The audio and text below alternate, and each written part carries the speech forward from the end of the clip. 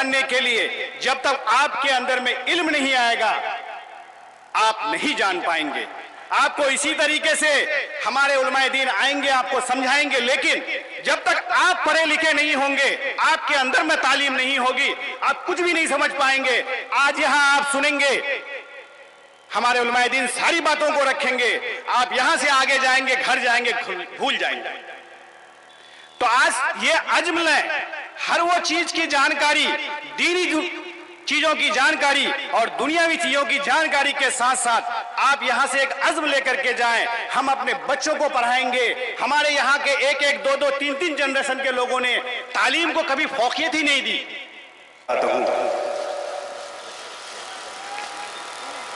Stage पर तशरीफ फरमा हमारे अकाबरीन सियासी रहनुमा और सामने मौजूद हमारे बुजुर्ग भाइयों, दोस्तों, मैं इस काबिल नहीं कि इस बड़े मजमुआ में और इन उलमाए दीन के बीच में कोई तकरीर कर सकूं या मैं अपनी बात रख सकूं, लेकिन अल्लाह का बेहद करम है कि मुझे एक मौका मिला है 2 मिनट का आप लोगों के बीच में एक बात रखने की।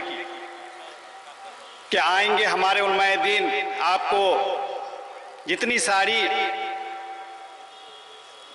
घटनाएं पिछले कुछ महीनों में हमारे मुल्क में हुई उनके बारे में जानकारी देंगे, और खास करके एक तबका जो कि हिंदुस्तान की आजादी से लेकर के अब तक जब जब इस मुल्क के किसी भी मामले में, मजहबी मामलात में, आम आदमी की आजादी के मामलात में, या फिर ये कहें किसी को दबाने या कुचलने के मामलात में, सबसे आगे अगर किसी ने बढ़ करके हिस्सा लिया है तो वो हमारे उलमाए दीन हैं। हमें फख्र है कि हमारे उलमाए दीन जब जब जरूरत पड़ी इस मुल्क की आजादी को, इस मुल्क की आपसी गंगा जमनी तहजीब को मिला करके चलने में हमेशा वो आगे रहे हैं। 1857 से लेकर के 2024 तक जहां भी जरूरत पड़ी, मामला ये नहीं है कि एक मस्जिद का मामला है, मामला ये नहीं है कि ये वक्फ का मामला है, मामला ये है कि हमारी आजादी का मामला है। भाइयों, दोस्तों, जज्बात में बहुत कुछ हम बोलते हैं, लेकिन ये हमारे जमात उलमाए हिंद की ही सिर्फ जरूरत नहीं है कि वो सारी चीजों को जाने। हिंदुस्तान के अंदर में लगभग कमोबेश 30 करोड़ मुसलमान हैं। हर वो इंसान को जानना चाहिए कि वक्फ क्या है, हर वो इंसान को जानना चाहिए कि हमारी वक्फ की चीजें क्या क्या हैं। इसके बारे में जानकारी हर एक इंसान को होनी चाहिए, लेकिन होगी कहां से? हम तालीम के मामले में पीछे हैं।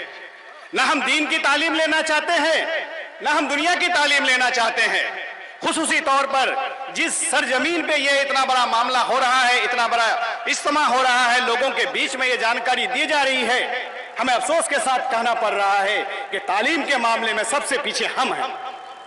क्यों? हमारी आबादी सबसे ज्यादा 69% हम मुस्लिम हैं यहां पर, तो जाहिर सी बात है कि हमारी तालीम कम है, तभी तो यहां का परसेंटेज तालीम का कम है।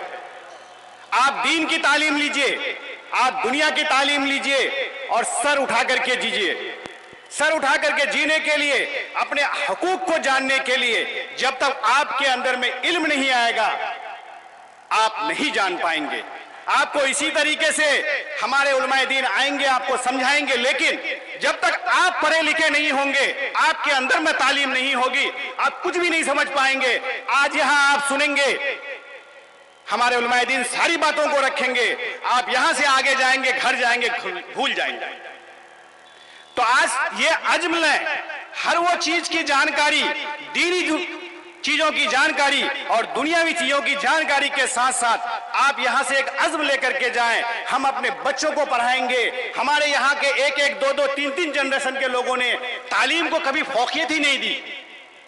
बहुत अफसोस की बात है क्योंकि मैं तालीम पे ही बोल सकता हूं, मुझे दीनी नॉलेज बहुत कम है। बस इतना ही जानता हूं कि 5 वक्त का नमाज पढ़ना है, इखलाक के साथ लोगों के साथ पेश आना है, हमारे क्या क्या मामलात हैं उसको सही रखना है। इसकी जानकारी हम उलमाए दीन से लेंगे। लेकिन भाइयों, दोस्तों, बुजुर्गों, ये एक मेरा मशवरा, मेरी एक आप सबों से दरखास्त है, बुजुर्गों से दरखास्त है, बच्चों से दरखास्त है कि आप तालीम लें। आप जो भी तालीम लें बेहतर लें। इसके साथ ही मैं अपनी बात को खत्म करता हूं। बहुत बहुत शुक्रिया। अस्सलाम वालेकुम रहमतुल्लाहि व बरकातुहू।